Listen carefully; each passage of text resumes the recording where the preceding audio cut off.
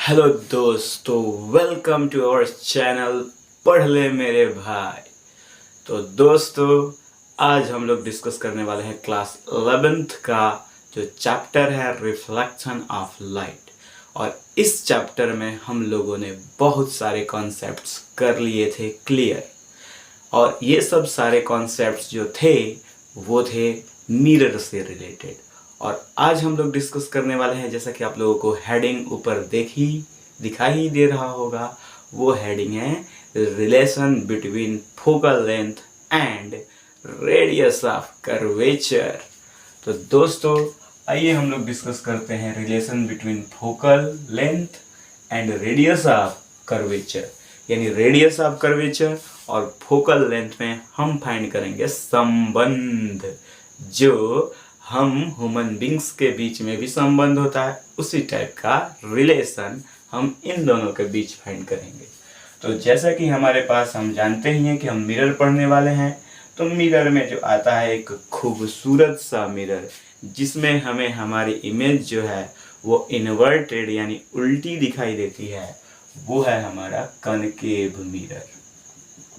तो हम यहाँ पे दोस्तों पढ़ने वाले हैं कॉनकेव मिरर में रिलेशन के बारे में, यानी relation between focal length and radius of curvature. तो दोस्तों, हम जानते हैं कि ये है हमारा पोल, और यहाँ पे होता है इसका फोकस, और यहाँ पे होता है इसका सेंटर ऑफ कर्वेचर। तो दोस्तों, अगर हमें यहाँ पे रिलेशन फाइंड करना है, तो इसका इन दोनों में रिलेशन ये होता है कि जो हमारा फोकस होता है, फोकस यानी प्रिंसिपल फोकस, यहाँ पे क्या है, अगर principal focus of any mirror, इस पे ध्यान दीजिएगा दोस्तों, ये बहुत ही इम्पोर्टेंट एक टॉपिक है। Principal focus of any mirror is the mid point of centre of curvature and pole of the mirror, या ऑफ द स्फेरिकल मिरर, हम यहाँ पे कह देते हैं स्फेरिकल मिरर। तो ये देखिए दोस्तों, यहाँ पे ये है हमारा सेंटर ऑफ कर्वेचर, जिसको हम सी से रिप्रेजेंट करते हैं, और ये है हमारा फोकस, प्रिंसिपल फोकस, जिसको हम कहते हैं, जिसको रिप्रेजेंट करते हैं एफ से, और ये है हमारा पोल। तो इस सेंटर ऑफ कर्वेचर और पोल का जो मिड पॉइंट होता है, उसको हम कहते हैं प्रिंसिपल फोकस। और ये प्रिंसिपल फोकस का हम जानते हैं कि डिस्टेंस इस पोल से क्या होता है, स्मॉल एफ, और इस स्मॉल एफ को हम कहते हैं फोकल लेंथ, ठीक, इसको हम कहेंगे फोकल लेंथ। और इस सेंटर से इस पोल का, यानी सेंटर ऑफ कर्वेचर से इस पोल का जो डिस्टेंस होता है, उसको हम कैपिटल आर से रिप्रेजेंट करते हैं, और इसको, हाँ, ये हमारा आर से हो गया। तो देखिए हमारा रिलेशन क्या है, principal focus of any mirror is the mid point of centre of curvature and pole, यानी सी और पी का जो मिड पॉइंट होगा वो एफ होगा। इसका मतलब ये हुआ कि अगर यहाँ से यहाँ तक का डिस्टेंस अगर एफ है, तो इस एफ से भी सी का डिस्टेंस जो होगा वो एफ ही होगा। मिड पॉइंट का मतलब दोस्तों तो यही होता है कि अगर कोई भी एक पॉइंट, अगर ये मिड पॉइंट है टू अदर पॉइंट्स की, तो उस केस में इस एफ से इस पी का डिस्टेंस, यानी इस कैपिटल एफ से इस पी का जितना डिस्टेंस होगा, वही डिस्टेंस होगा इस सी से इस एफ का। इसका मतलब ये हुआ कि यहाँ से यहाँ तक का जो डिस्टेंस है, दैट इज, यहाँ पे हम लिख सकते हैं कि जो हमारा सी पी है, C P is equals to 2 into, हम एफ पी लिख सकते हैं, एफ इंटू पी, क्योंकि ये जो हमारा सेंटर से इस पोल का जो डिस्टेंस है वो 2 टाइम्स होगा, यानी यहाँ से यहाँ तक का डिस्टेंस प्लस यहाँ से यहाँ तक का डिस्टेंस। तो Cp का जो वैल्यू क्या होता है, Cp जो है हमारा वो किसके इक्वल है, तो C से इस P का डिस्टेंस है हमारा कैपिटल R, तो हम यहाँ पे लिखेंगे कैपिटल R। और F से P का जो डिस्टेंस है वो स्मॉल f है, तो हम यहाँ पे FP लिखेंगे दोस्तों, स्मॉल f। अब यहाँ पे CP के प्लेस पे क्या पुट करेंगे, R, और ये 2 FP के प्लेस पे पुट करेंगे स्मॉल f, यानी जो हमारा R होगा वो 2f के इक्वल होगा। यानी radius of curvature of any spherical mirror, radius of curvature of any spherical mirror is 2 times of the focal length. यानी फोकल लेंथ का हमेशा ये रेडियस ऑफ कर्वेचर 2 टाइम्स होता है। इसका मतलब ये हुआ दैट इज जो हमारा R है वो always be greater than focal length, यानी radius of curvature is always greater than focal length. तो ये हमारा हो गया दोस्तों relation between focal length and radius of curvature. अब दोस्तों हम इसके बाद नेक्स्ट डिस्कस करेंगे मिरर फार्मूला के बारे में। दोस्तों अब हम लोग डिस्कस करेंगे मिरर फार्मूला के बारे में, यानी मिरर फार्मूला से रिलेटेड जितने भी जो छोटे छोटे रिलेशंस हैं उन सभी को टर्म बाय टर्म धीरे धीरे हम लोग करेंगे डिस्कस, और सारे कॉन्सेप्ट्स आएंगे आपको एकदम बहुत ही अच्छे से, जिससे आप लोग एग्जाम में अपना जो फिजिक्स है उसमें अच्छा नंबर गेन करेंगे। तो दोस्तों यहाँ पे हम लोग डिस्कस करेंगे मिरर फार्मूला, और मिरर फार्मूला क्या बताता है, रिलेशन बिटवीन फोकल लेंथ, ठीक, उसके बाद जो हमारा ऑब्जेक्ट का डिस्टेंस है, ऑब्जेक्ट डिस्टेंस, फिर यहाँ पे इमेज डिस्टेंस। तो बताइए तो दोस्तों हम फोकल लेंथ को कैसे रिप्रेजेंट करते हैं, किस सिंबल से हम लोग रिप्रेजेंट करते हैं। तो फोकल लेंथ को रिप्रेजेंट करने वाला जो सिंबल होता है उसको हम स्मॉल f कहते हैं। इसी को स्मॉल f को कहा जाता है फोकल लेंथ। यानी फोकल लेंथ का जो पहला जो यहाँ पे अक्षर है इसी f को हम कहेंगे फोकल लेंथ। यहाँ पे ऑब्जेक्ट डिस्टेंस को हमें डिनोट करना पड़ता है u से, और इमेज डिस्टेंस को हमें डिनोट करना पड़ता है v से मेरे दोस्तों। तो हम f, u एंड v के बीच में हम यहाँ पे फाइंड करना चाहते हैं रिलेशन। तो ये रिलेशन क्या होता है, तो मिरर फार्मूला जो होता है मेरे दोस्तों ये 1/f, यानी 1/f जो होता है यानी फोकस इक्वल्स टू होता है 1/v माइनस 1/ माइनस नहीं प्लस होता है मेरे दोस्तों, इसको प्लस हमेशा लिखिएगा। मिरर फार्मूला जो होता है वो होता है 1/f equals to 1/v plus 1/u। यहाँ पे आप जानते हैं कि f को हम कहते हैं फोकल लेंथ, ठीक, ये f जो है ये है फोकल लेंथ, v क्या है इमेज डिस्टेंस दोस्तों, इसको इमेज डिस्टेंस कहेंगे, इसको हम कहेंगे ऑब्जेक्ट डिस्टेंस। और इसी फॉर्मूले के बेसिस पे जितने भी क्वेश्चंस आने होंगे दोस्तों मिरर से रिलेटेड, उन सभी क्वेश्चंस को हम कर सकते हैं सॉल्व। तो सबसे ज़्यादा जो यूज होने वाला फार्मूला है मिरर में वो है हमारा मिरर फार्मूला। अब इसके बाद हमें डिस्कस करना है दोस्तों, आप लोग यहाँ पे जानते ही हैं, यहाँ पे f और v और u का जो वैल्यू लिखेंगे हम लोग वो यहाँ से पोल से डिस्टेंस को मेजर करके लिखेंगे।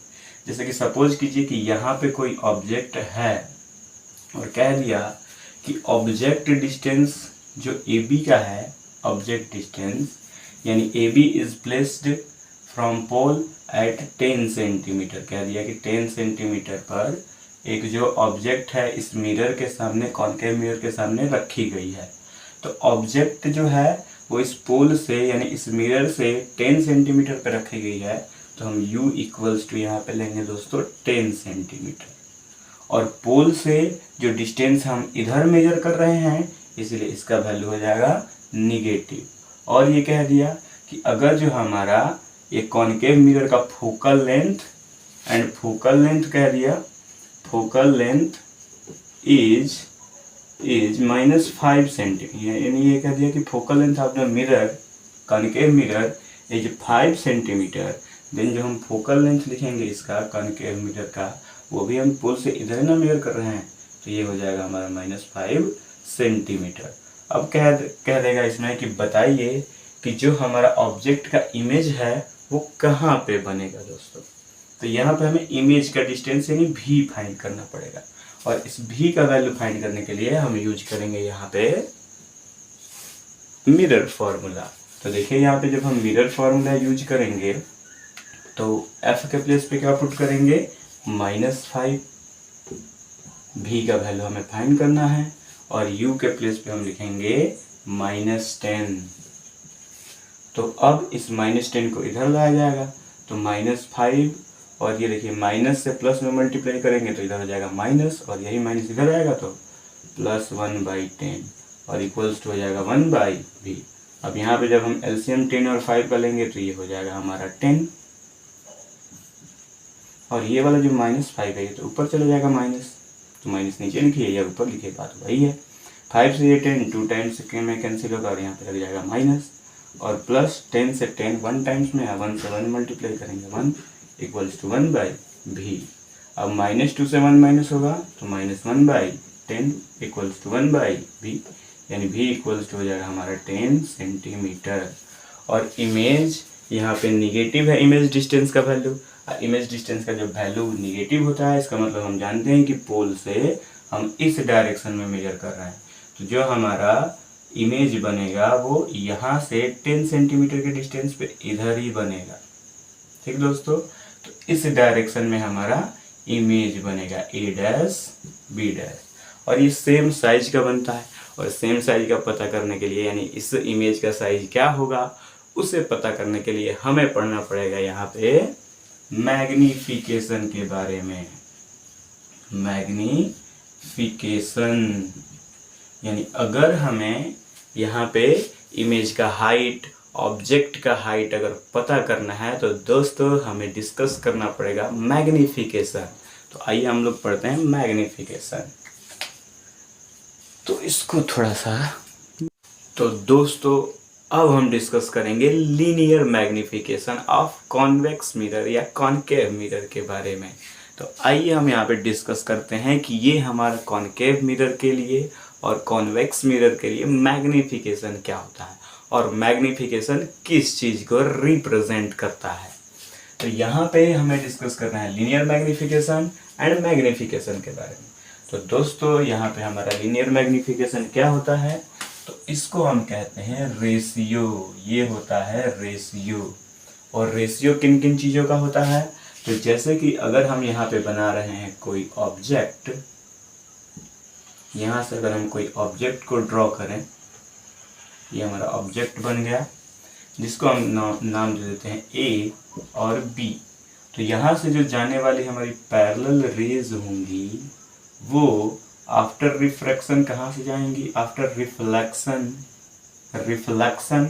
कहाँ से जाएंगी, तो इस प्रिंसिपल एक्सिस के पैरेलल जाने वाली जो रेज होती है वो फोकस से जाती है। तो ये जाएगी हमारी जो रे, ये फोकस से होते हुए जाएगी, ये गई फोकस से चली गई, तो फोकस से होते हुए ये रे चली गई। अब हम क्या करेंगे कि एक फोकस से जाते हुए एक रे को ड्रॉ करेंगे।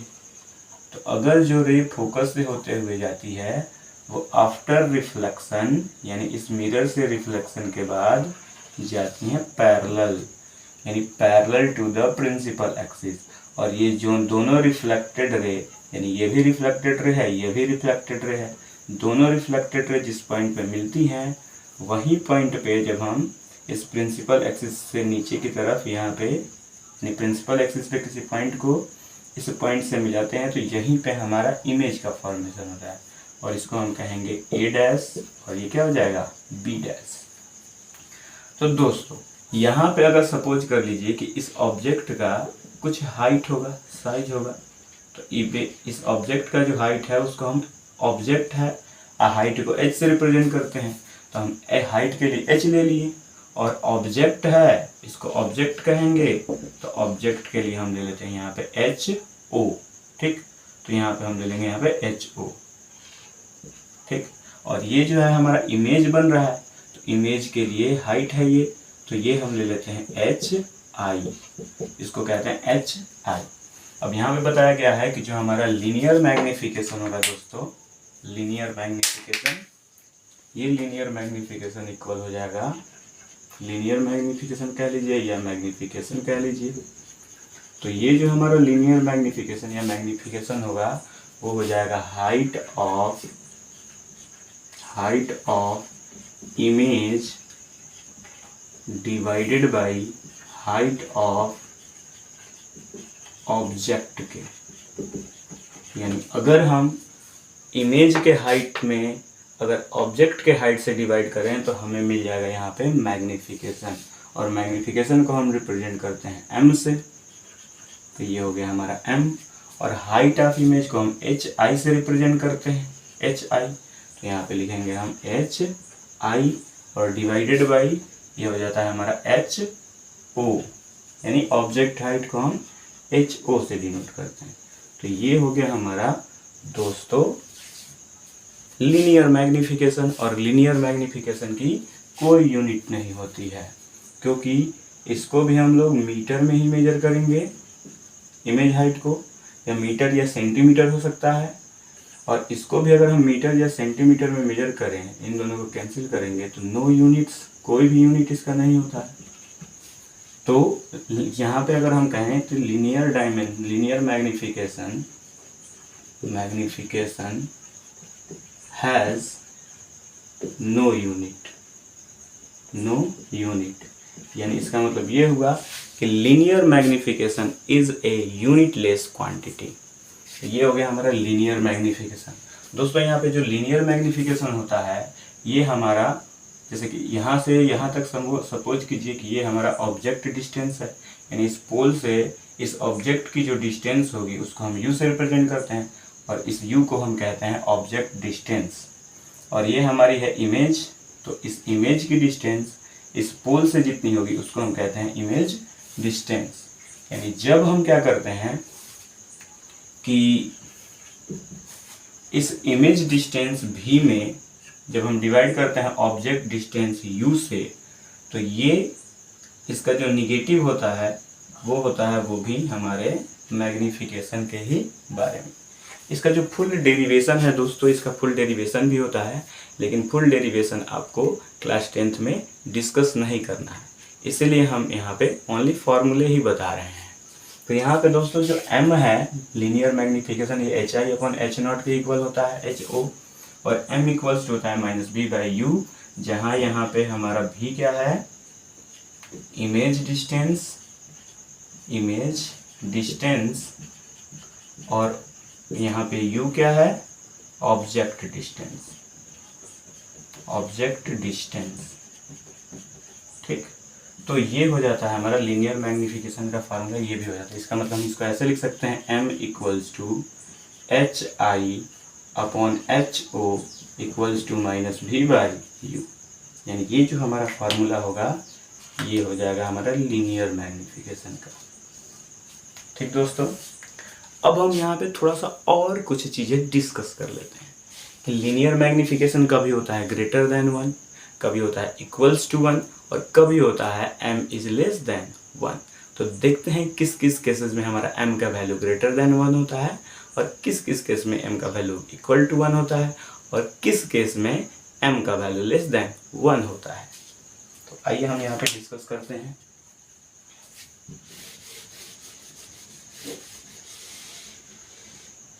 चलिए इसको मिटा देते हैं।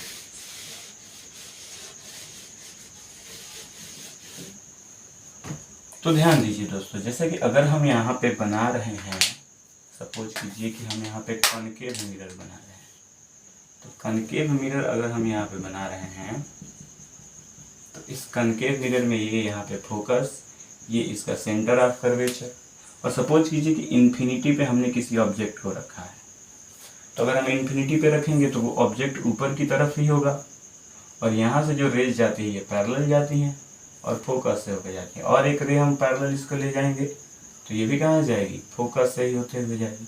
तो इसका जो इमेज हमारा बनेगा वो नीचे बनेगा, नीचे की तरफ। तो इसके इमेज को हम कहेंगे एच आई, और इसके इमेज के हाइट को हम कहेंगे एच आई, और इसके इमेज ऑब्जेक्ट के हाइट को कहेंगे हम एच ओ। अब ध्यान दीजिए दोस्तों, हम यहाँ पे थोड़ा सा साइन कन्वेंशन का यूज करेंगे। ये साइन कन्वेंशन अभी थोड़ा सा निगलेक्ट कीजिए, थोड़ा सा हम यहाँ पे m की वैल्यू की बात करते हैं। यानी जब हमारा ऑब्जेक्ट अगर इन्फिनिटी पे है तो उस केस में हमारा मैग्नीफिकेशन क्या होगा। तो अगर ऑब्जेक्ट हमारा इन्फिनिटी पे है तो इसका जो हाइट होगा ऊपर ये बड़ा होगा, और बड़ा हाइट होगा, और इस एच आई का वैल्यू क्या होगा, छोटा आ रहा है। इमेज का जो हाइट है वो छोटा है। इसका मतलब हम देख रहे हैं यहाँ पे कि H I is less than H O, यानी इमेज का जो हाइट है ये छोटा है, ऑब्जेक्ट का हाइट बड़ा है। तो एच ओ यानी object height is greater than image height. अब हम क्या करते हैं, हम जानते हैं दोस्तों कि अगर ये इक्वल्स टू 1, यानी यहाँ पे एच नॉट में हम 1 से मल्टीप्लाई कर ही सकते हैं, और ये एच नॉट को जब हम इधर लेके आएंगे तो इधर मल्टीप्लाई या इधर आएगा तो डिवाइड, तो ये हो जाएगा एच नॉट, और ये लेस देन 1 हो जाएगा। तो H I upon H not का जो वैल्यू है वो m को रिप्रेजेंट करता है कि image height upon object height is equals to magnification. So इस केस में होगा मैग्नीफिकेशन इज लेस देन 1। अब इसके बाद हम दोस्तों अगर यहाँ पे हम बनाए एक और इमेज जो कि होगा हमारा किसके लिए, अब हम चाहते हैं कि इस ऑब्जेक्ट को हम रखें इन्फिनिटी और सेंटर ऑफ कर्वेचर के बीच में। तो यहाँ पे अगर हम रख रहे हैं तो यहाँ से जब हमारी पैरेलल रे जाएगी फोकस से जाएगी, फिर यहाँ से फोकस से अगर हम रे लेके जा रहे हैं तो ये बन जाएगी हमारा इमेज यहाँ पे। तो यहाँ पे भी अगर हम देख रहे हैं दोस्तों, इस केस में भी देख रहे हैं कि यहाँ पे हमारा एच नॉट ये ऑब्जेक्ट हाइट, और ये एच आई होगा ये हमारा इमेज हाइट। तो यहाँ पे भी जो हमारा इमेज हाइट है वो ऑब्जेक्ट हाइट से छोटा है, ये बड़ा है और ये छोटा है। तो उस केस में हमारा H I is less than H not, और एच नॉट में अगर हम मल्टीप्लाई करें 1 से तो H not into 1, H not को जब हम इधर लाएंगे तो डिवाइड होगा, तो H I upon H naught is less then 1। तो इस केस में भी जो हमारा m का वैल्यू होगा वो लेस देन 1 ही होगा। अब दोस्तों इसके बाद हम नेक्स्ट वाला हम यहाँ पे क्लियर करते हैं। अब किस केस में हमारा वैल्यू जो होगा वो लेस देन 1 होगा, जैसे कि अब बड़ी यहाँ पे हम फोकस ले लेते हैं और यहाँ पे सेंटर ऑफ कर्वेचर। तो सेंटर ऑफ कर्वेचर पे अगर कोई ऑब्जेक्ट को रखते हैं तो यहाँ पे पैरेलल जाएगी और फिर यहाँ से जाएगी, फिर फोकस से लेके जाएंगे और यहाँ पे जब आगे इसको बढ़ाएंगे तो ये वाला जो इमेज है हमारा ये बनता है हमारा सेंटर ऑफ कर्वेचर पे। तो दोस्तों यहाँ पे जब ये सेंटर ऑफ कर्वेचर पे बनेगा, थोड़ा और अच्छे से इसको ड्रॉ करना पड़ेगा। तो जब ये सेंटर ऑफ कर्वेचर पे बनेगा मेरे दोस्तों तो ये हो जाएगा एकदम, बहुत अच्छे से इसको बनाना पड़ेगा।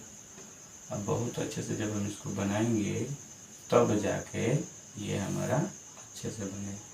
तो यहाँ पे ये हमारा सेंटर ऑफ कर्वेचर पे बनेगा दोस्तों, और जितना यहाँ पे एच ओ का होता है वैल्यू उतना ही हमारा एच आई का भी वैल्यू होता है। यानी ये दोनों एक दूसरे के, यानी अगर सेंटर ऑफ कर्वेचर पे बन रहा है इमेज तो दोनों एक दूसरे के होते हैं इक्वल।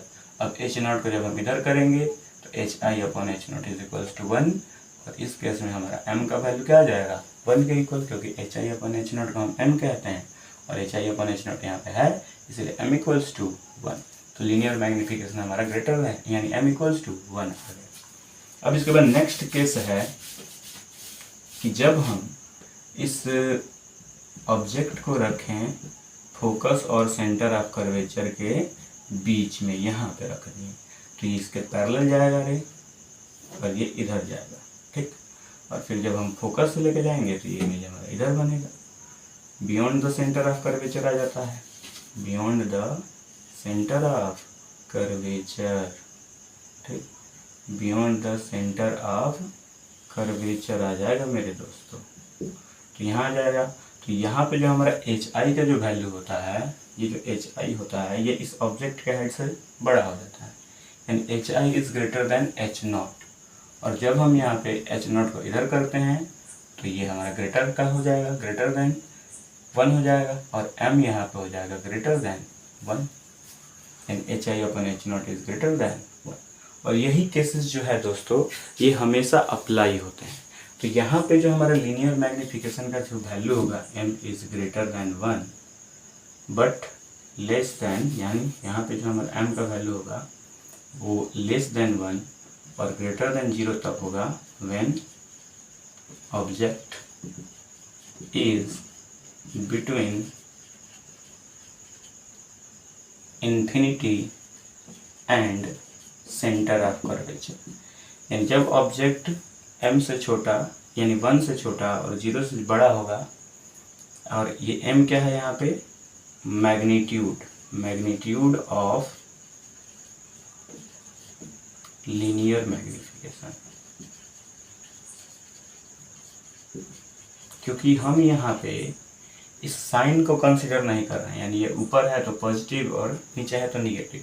अभी हमने यहाँ पे साइन को कंसीडर नहीं किया, अभी हमने इसका बस हाइट को कंसीडर किया, इसके साइन को हमने नहीं लिया।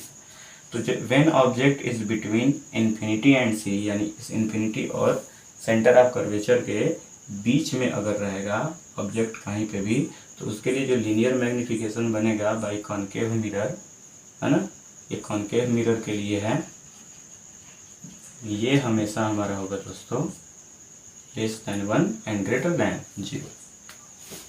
और अगर यही जो है सेंटर ऑफ कर्वेचर पर है तो m इक्वल्स टू 1 होगा at when object is eight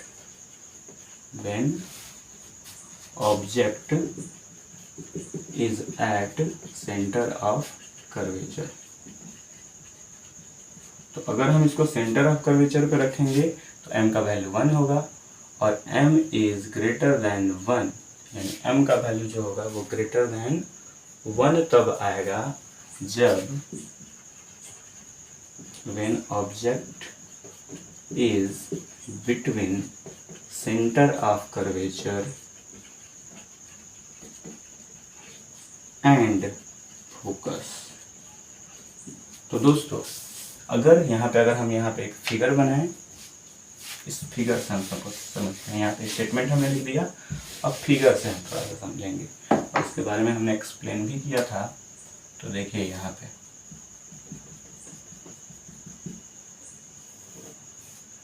ये हो गया हमारा फोकस, ये हो गया हमारा सेंटर ऑफ कर्वेचर। और देखिए यहाँ पे अगर हमारा इन्फिनिटी है तो इन्फिनिटी में हम एक बार इन्फिनिटी पे रखते हैं, एक बार इसके बीच में रखते हैं। तो इन दोनों केसेस में m का जो वैल्यू होगा वो लेस देन 1 होगा। जब हमारा ऑब्जेक्ट सेंटर ऑफ कर्वेचर पे होगा तो m का वैल्यू इक्वल्स टू 1, और सेंटर ऑफ कर्वेचर और फोकस, यानी सेंटर ऑफ कर्वेचर फोकस के बीच में रहे, यानी सेंटर ऑफ कर्वेचर और इस पोल के बीच में, यहाँ पे ये कहीं पे भी रहे तो इस केस में इसका जो मैग्निफिकेशन होगा m इज ग्रेटर देन 1 हो जाएगा हमेशा। तो ये जो चीज़ है यहाँ पे हमने साइन को कंसीडर नहीं किए हैं, साइन इज नॉट कंसीडर्ड, यहाँ पे साइन को कंसीडर नहीं किया गया है। ठीक दोस्तों, अब देखिए यहाँ पे हमारा जो लीनियर मैग्निफिकेशन होगा ये पॉजिटिव कब होगा और निगेटिव कब होगा। यहाँ पे जो हमारा लीनियर मैग्निफिकेशन है ये पॉजिटिव कब होगा, तो ध्यान दीजिए यहाँ पे दोस्तों, जो हमारा m का वैल्यू है m, ये hi/h0 के इक्वल है। तो hi का मतलब इमेज का हाइट और h0 का मतलब ऑब्जेक्ट हाइट। तो ऑब्जेक्ट हाइट हम कभी भी लेते हैं तो यहाँ पे प्रिंसिपल एक्सिस से ऊपर की तरफ लेते हैं। तो जब ऊपर की तरफ होगा ऑब्जेक्ट, तो हम जानते हैं कि पोल से अगर हम ऊपर के डिस्टेंस को मेजर करते हैं तो वो पॉजिटिव होता है, और नीचे के डिस्टेंस को मेजर करते हैं तो वो निगेटिव होता है। तो कभी भी यहाँ पे हमारा रियल इमेज बनता है, कभी भी किसी भी ऑब्जेक्ट का अगर रियल इमेज बनता है तो रियल और इन्वर्टेड के केस में, यानी when image is real and inverted, कभी भी अगर हमारा इमेज क्या बने, रियल बने और क्या बने, इन्वर्टेड।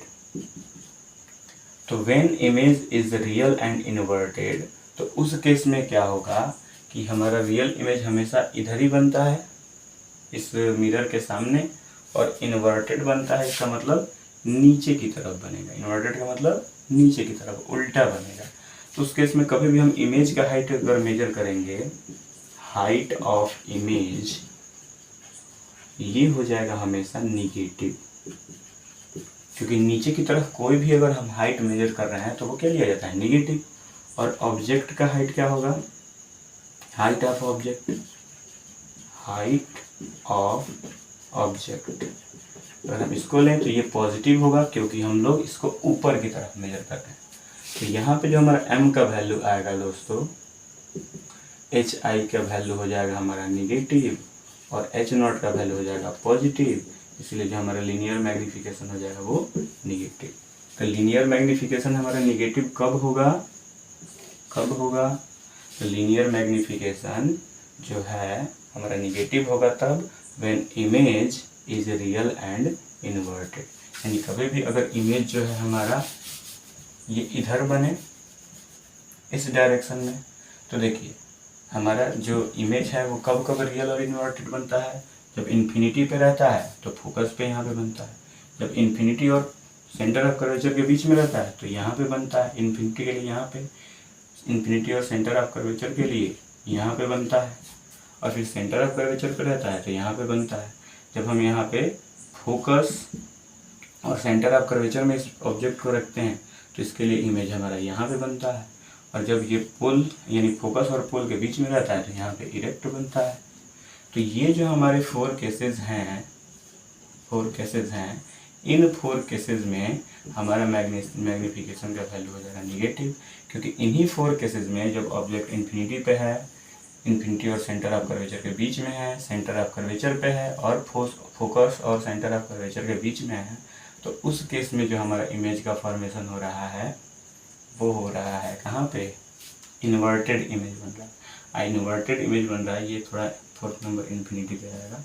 तो इधर इन्वर्टेड और रियल इमेज बन रहा है तो उस केस में क्या होगा, हमारा मैग्निफिकेशन निगेटिव हो जाएगा। और यही अगर वर्चुअल इरेक्ट बने, यहाँ पे अगर हम लिखें कि व्हेन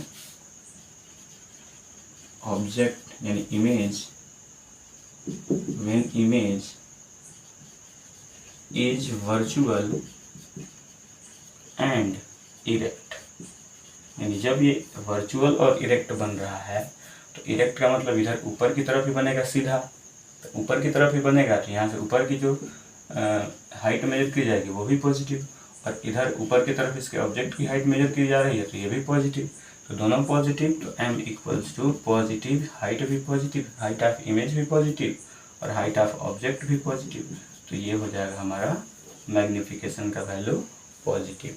और यही होता है हमारा कॉन्वेक्स मिरर में भी। तो कॉन्वेक्स मिरर की अगर हम बात करें,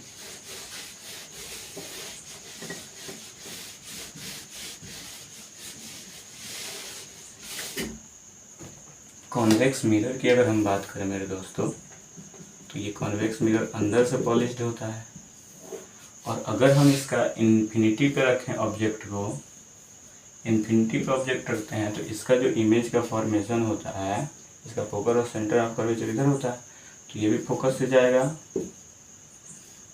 ठीक। एक बार और अगर हम इमेज लेके जाएं यहाँ से तो ये भी जाता है हमारा फोकस से, यानी इसका इमेज यहाँ पे एकदम छोटा सा बनता है लेकिन इरेक्ट बनता है, यहाँ पे इरेक्ट इमेज बनता है, वर्चुअल बनता है। और ये ऑब्जेक्ट है, ये इन्फिनिटी पे है तो इसका भी हाइट पॉजिटिव और इसका भी हाइट पॉजिटिव इरेक्ट है, तो magnification height of image upon height of object, तो ये भी पॉजिटिव और ये भी पॉजिटिव, इसलिए m का वैल्यू पॉजिटिव हो जाएगा।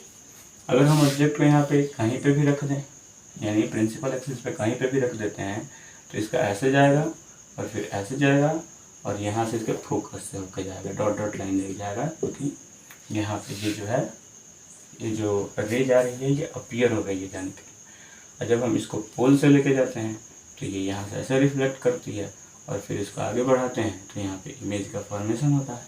तो ये हमारा इमेज जो होगा ये पॉजिटिव होगा, क्योंकि ये इरेक्ट है ऊपर की तरफ और ये भी पॉजिटिव होगा, तो फिर से हमारा m का value positive upon positive equals to positive. यानी for convex mirror convex mirror magnification is always positive, यानी हमारा मैग्निफिकेशन जो होगा वो हमेशा पॉजिटिव होगा, वो निगेटिव कभी भी नहीं होगा। तो दोस्तों यहाँ पे हमने मैग्निफिकेशन को, relation between focal length and radius of curvature को क्लियर कर लिया। उसके साथ साथ हमने मिरर फार्मूला को क्लियर किया और टर्म बाय टर्म सारे जो सिंबल्स हैं उनको हमने बताया कि कब किसको पॉजिटिव लेंगे और कब किसको निगेटिव लेंगे। तो दोस्तों अगर हमारा वीडियो आपको अच्छा लगा हो तो कृपया हमारे वीडियो को लाइक कीजिए, सब्सक्राइब कीजिए और बेल आइकन को प्रेस करना मत भूलिएगा।